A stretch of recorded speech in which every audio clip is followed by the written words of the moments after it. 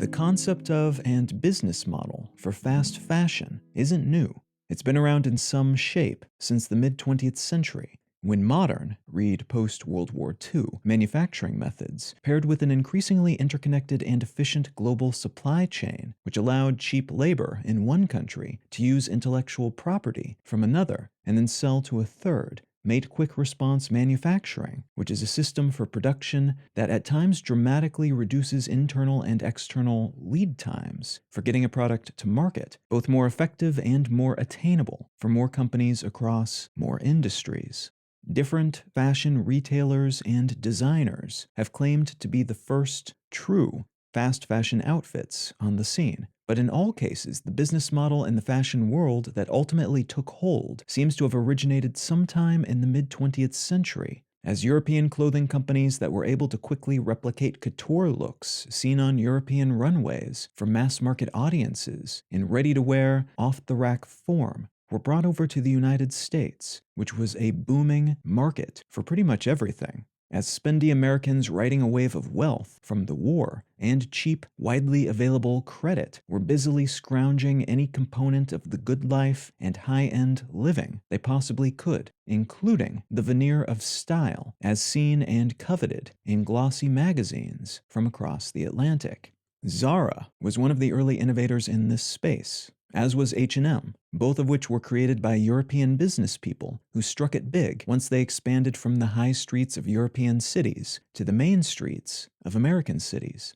More competitors followed in the 1980s and 90s as variables once more conspired to create a relatively wealthy, spendy, upwardly mobile, and wanting to show it middle class in the US and other mostly urban areas around the world. And that led to an amplified desire to wear in-fashion clothing, but to do so on a relative budget, something a middle-class person could afford, and could afford on a regular basis. That regularity of purchase and consequent desire for affordability in order to be able to keep up with changing trends and styles became even more important as the number of fashion seasons, which were originally tied to the normal 4 seasons of the year, sped up to become a near-constant thing. New stuff was being released at a semi-regular cadence throughout the year, not just a handful of times each year, and that meant more purchases were required if you didn't want to be seen wearing something outmoded from a previous release cycle. This increase in fashion seasons was part of what stimulated the transition of some traditional fashion shops into fast fashion enterprises, as their competitors were torquing up their release schedule, and they found themselves needing to either get on board and make their own design, production, and marketing schedules more efficient, or be left behind. Seen as outdated before their wares could even hit shelves because their competitors had already churned through 3 or 4 more cycles by that point.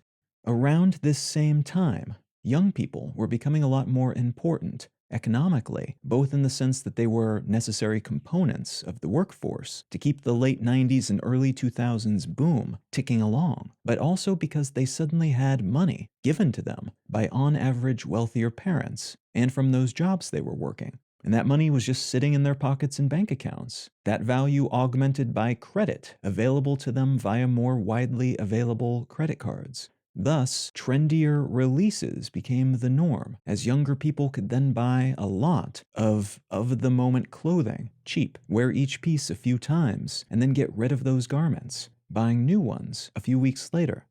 That youth focus was further amplified by the dawn of social media and influencer culture, which allowed fast fashion companies to produce staggered, always-on release cadences that outpaced even their previous super-quick design release turnarounds. New clothing drops could happen at any moment, even several times a day, and this made sense because the desirable youth audience could be reached at any time via the devices in their pockets. There was no need to put out a new catalog or make other such marketing investments. Those time frictions had all but disappeared. It's currently estimated that the fast fashion market grew from $25.9 billion in 2020 to $30.58 billion in 2021, and will further grow to $39.84 billion in 2025. It's also estimated that about 92 million tons of textile waste, mostly from clothing, is produced each year, and about 85% of those textiles end up in landfills. The estimated value of the clothing we discard has ticked up to around $400 billion each year, a problem that's been massively amplified by the emergence of fast fashion companies and similar operational models. What I'd like to talk about today is one fast fashion entity in particular that has come to represent some of the most extreme excesses of the industry, while also having proven more successful than most at rapidly and thoroughly capturing the attention of that ever so desirable youth market.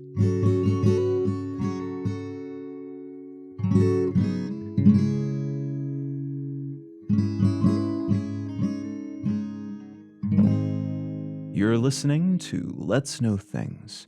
I'm Colin Wright.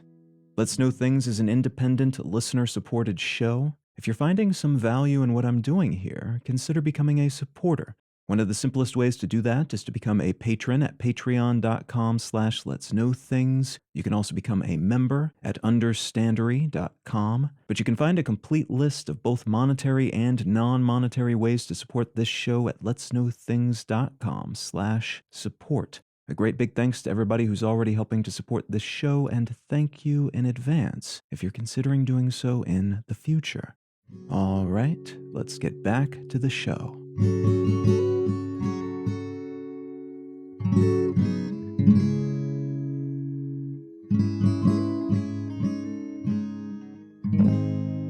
The article I'd like to start with today comes from Vogue Business, and it's entitled, "Reality Show Love Island Dumps Fast Fashion Sponsor for eBay."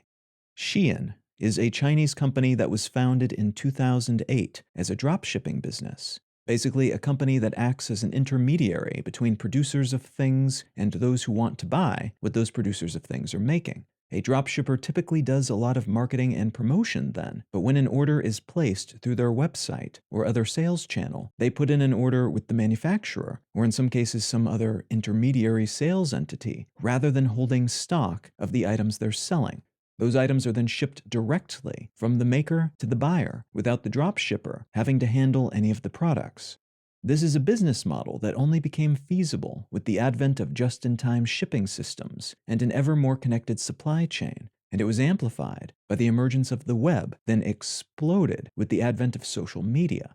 It was further amplified when smartphones hit the scene, as that allowed dropshippers of all shapes and sizes to pop up, start a profile on Facebook or YouTube, and then go to town selling products from a standing start, never having to touch any of those products or rent warehouse space, just taking a slice of each sale for their efforts as an intermediary, in theory, without having to make any pre-profit investment at all. In those early days as a dropshipper, Shein was called ZZKKOO and dealt in wedding dresses, then expanded into women's wear more broadly and rebranded as SheInside. SheInside benefited from its adjacency after a move early in its operation to the Guangzhou clothing industry, where a whole lot of factories that make a whole lot of clothes for a whole lot of companies around the world are located. They were able to set up wholesale relationships with many of these companies and essentially exported something that was already happening locally. They sold cheap women's wear of all kinds, but focused on stuff they could get inexpensively from these factories. The sorts of things that were already available at low prices in local street stall shops. In 2010, they started expanding into cosmetics and fashion accessories, like purses and shoes. And a few years later, they began to dip their toes into influencer marketing to scale up their international presence. 6 years after their founding, in 2014, SheInside acquired a Chinese e-commerce company and became a more conventional online retailer. In 2015, it changed its name to Shein so they would be easier to remember and type in online. In 2016, they scaled up an effort to make and sell their own in-house branded clothing and fleshed out their global supply chain. And by 2019, they were dominating the then burgeoning youth-centric social network, TikTok, throwing gobs of money and free products at influencers in order to get their wares everywhere, alongside its continued presence on YouTube, where haul videos where YouTube personalities basically unboxed and showed off what they bought on Shein, continued to dominate the fashion facet of that platform. Around that same time, they also doubled down on sponsoring celebrity endorsers, including contestants on the TV show Love Island, as mentioned in that Vogue business piece. Such sponsorships helped add credibility to the brand, pouring fuel on an already hot-burning sales flame. And they continued to spread sponsorship money and products across a wide variety of online and traditional media projects, and directly to the folks involved in these projects. By late 2020, Shein was the world's largest online-only fashion company, and by late 2021, it was worth $30 billion. By mid-2022, Shein accounted for 28% of the US fast fashion market. It achieved this rate and scale of growth, in part, by being a lot faster and more iterative than its competitors. Earlier, ultra-fast fashion platforms, like Fashion Nova and ASOS, would add about 1,000 new styles to their offerings each and every week. Shein releases about 1,000 new styles every day. And that's alongside the tens of thousands of products that are already available in their catalog at any given moment. The price of things in that abundant horde of options has also played a role in their growth and success, as Shein carved out a nice, but not fancy, and not pretending to be fancy, niche that other brands struggled to define and own. You can get clearance items on Shein for under $5, and new tops can be found for under $6, and dresses for about $10. Part of the appeal to many of their customers is that you can get a whole new outfit for maybe $30 and a year's worth of regularly changed out clothes for a few hundred. Part of what allows Shein to produce so many new garments so quickly are their relationships with local manufacturers, which allows them to scoop up a bunch of data about what seems to be trending and coming next. They can then design and manufacture a very small run of items, as few as 100 pieces, and try them out to see if they sell. If they do, they've already got that product designed and a factory ready to make more of them, getting a bunch of highly desirable items out the door, essentially immediately. Anything that doesn't work is a low-cost bet that didn't pay off, and they can afford to stomach a lot of such failures because of how many things ultimately do work. Many clothing retailers and brands cannot move at this pace, don't have the necessary data to move so quickly, and have a limited period during which they can place orders and make changes with their suppliers in the look or the quantity of their order, which makes them a lot more sluggish and less likely to be able to adjust on the fly to new trends. And that benefit is the result of years of relationship building on Shein's part, their geographic adjacency to all these factories, and their capacity to work with small and medium-sized manufacturers, not just the large ones that are visible and accessible from overseas. They know the lay of the local land, whereas their competitors tend to work through intermediaries to get all of this done. The company has also reportedly earned a reputation for paying the factories they work with in a timely fashion, which is rare in this industry, and they are apparently on good enough terms with the owners of some of these factories that when they relocated to Guangzhou in 2015, the factories relocated too, so they could keep working with Shein. Shein also, interestingly, benefits from the 2018 trade tariffs placed on Chinese goods by then-President Trump. The Chinese government waived their export taxes for direct-to-consumer companies to help counter this tariff's impact, and Shein's packages are small and worth less than $800 apiece because they go straight from the manufacturer to the customer, which means they are almost always duty-free on the US side. Consequently, the company hasn't had to pay export or import taxes on their shipments to the US for years, which gives them a leg up over their competitors who typically do pay such taxes because of how they order and ship large quantities of product all at once. There have long been rumors that in order to maintain this pace and continue scaling up, the factories Shein uses to make and source their wares utilize all sorts of abusive, cost-cutting measures, including the employment of children. They've also been accused of ripping off other designers' work, periodically using offensive imagery on their products, selling products loaded with excessive levels of lead, and being in violation of the UK's 2015 Modern Slavery Act. There hasn't been any solid evidence of Shein or the factories they employ consistently using child labor, though there have been periodic bits of pseudo-evidence and a whole lot of speculation and hearsay on the matter. At the moment, this would seem to still be considered a rumor, with the understanding that it probably does happen from time to time, as seems to be the case for most aspects of any supply chain that dips into China at all. But it hasn't been proven to be a regular or known component of their infrastructure. So the jury is still out on this, but it would seem to not be a thing, at least not at scale, from what we know right now, what we have hard evidence for.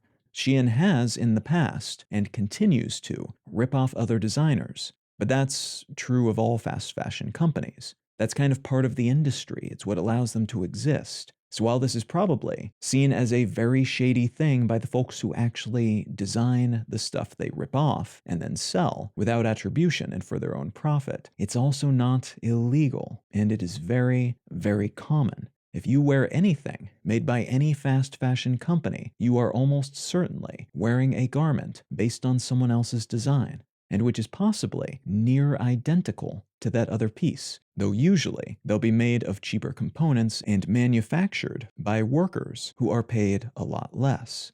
The offensive imagery Shein has used on their products a few times over the years has been the result of that copying other designers' practice, and the fact that they just copy so much stuff all day, every day, that weird and offensive things sometimes slip through their vetting process. At times, the folks tasked with doing the copying will see something go viral or become popular in some online interest group, and they will steal it and apply it to their own designs without understanding the cultural resonance and context of those images elsewhere around the world. As a consequence, they have produced necklaces emblazoned with decorative swastikas and phone cases with a handcuffed black man outlined in chalk. And the company quickly apologized when called out for using these images, pulled the items in question from their catalog, and said that they both didn't understand the meaning of these images, and that they're sorry for ripping off the images in the first place. Oops, basically. But nothing to indicate that it won't happen again, and it almost certainly will. Their health-related issues are similarly, unfortunately, common in the fast fashion space, as most of these clothes are made in the same factories and or same parts of China as clothes produced by other fast fashion makers, and a lot of non-fast fashion makers as well, with the same laborers and same overall environmental conditions and raw materials, utilized pretty much across the board.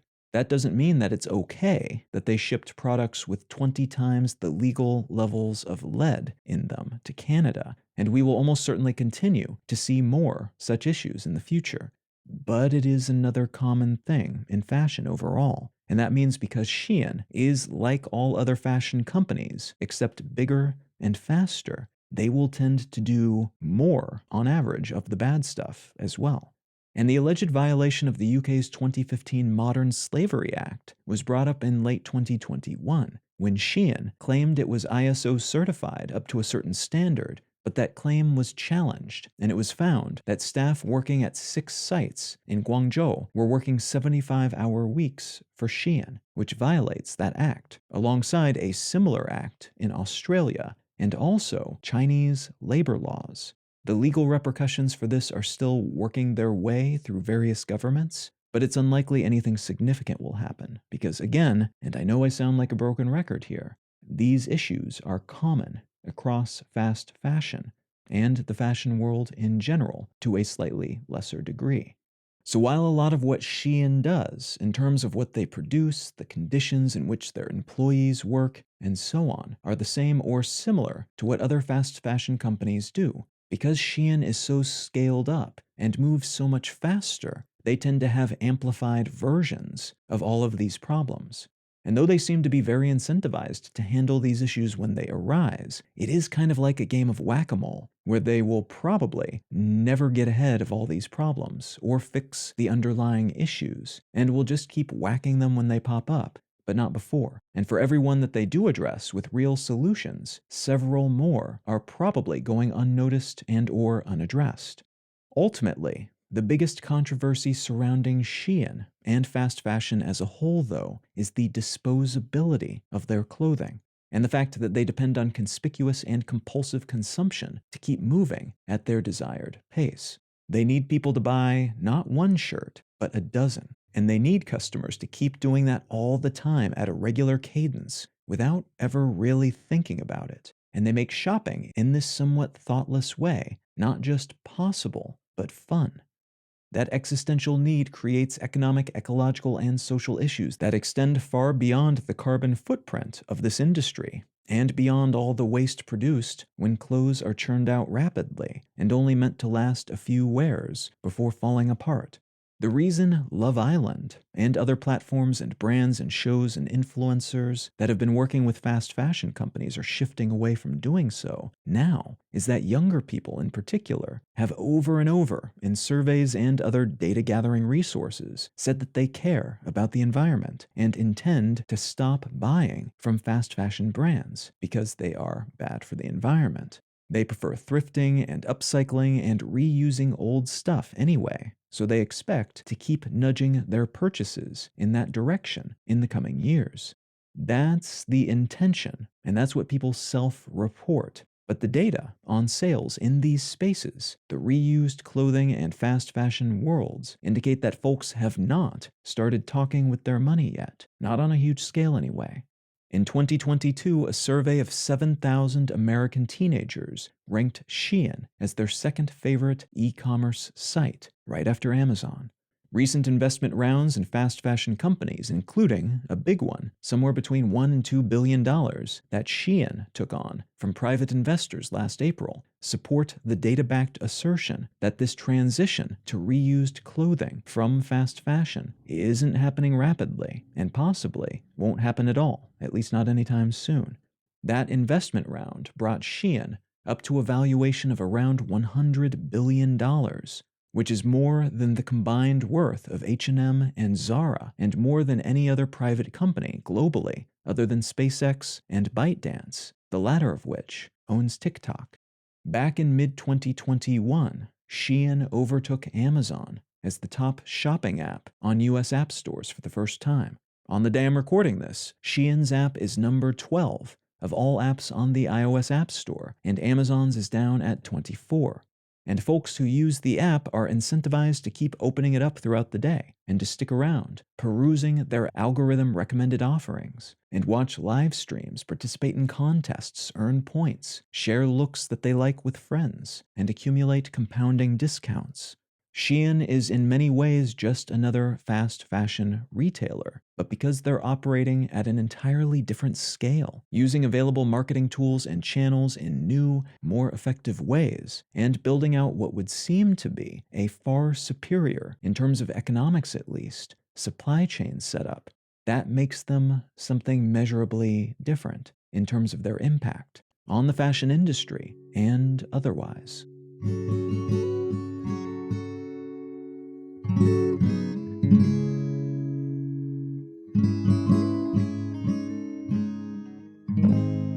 If you're enjoying Let's Know Things, consider becoming a supporter. One of the simplest ways to do that is to become a patron at patreon.com/letsknowthings. You can also support this and all of my projects at understandery.com, or you can take a quick moment to leave a review wherever you get your podcasts, share the show with a friend who you think might enjoy it, and or share your favorite episode on your social network of choice. A great big thanks to everybody who's already helping to support this show, and thank you in advance if you're considering doing so in the future. The book I'd like to recommend today is called Palm Planet by Jocelyn C. Zuckerman.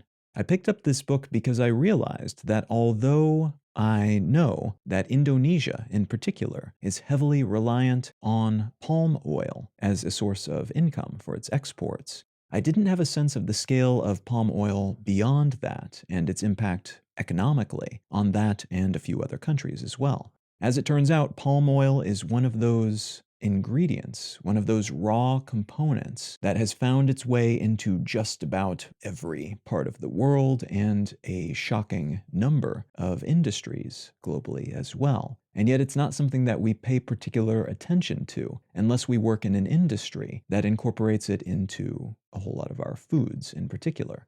If you are curious about this ingredient and the controversies, including environmental controversies, but also health and geopolitical related controversies surrounding it, consider picking up a copy of Palm Planet by Jocelyn C. Zuckerman.